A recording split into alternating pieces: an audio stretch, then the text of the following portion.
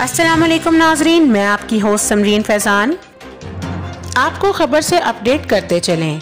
City 42 के producer Saeed Khalil Naqvi की दावत वलीमा की पुरवकार तकरीब फ्लैटीज़ होटल में मुनक्कद हुई, जिसमें कायदे-आज़म प्रेस क्लब के सदर Chaudhry Irfan Shaukat, senior producer city 42 Hafiz Usman Shafiq, city 42 के मकबूल प्रोग्राम बनाम सरकार के anchor person Zuhaib Bhatt, deputy secretary Jamaat Islami Lahore Ahmad Salman Baloch, general secretary Jamaat Islami Pakistan Liaquat Baloch, सदर उर्दू बाजार खालिद परवेज, सीनियर सहाफ़ी जंग जियो रईस अंसारी,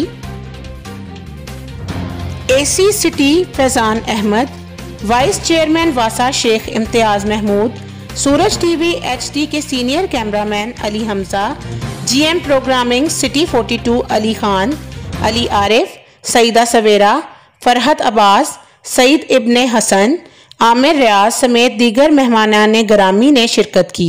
दावत वलीमा की तकरीब रात देर तक जारी रही। मज़ीद खबरें जानने के लिए देखिए हमारा सूरज टीवी HD।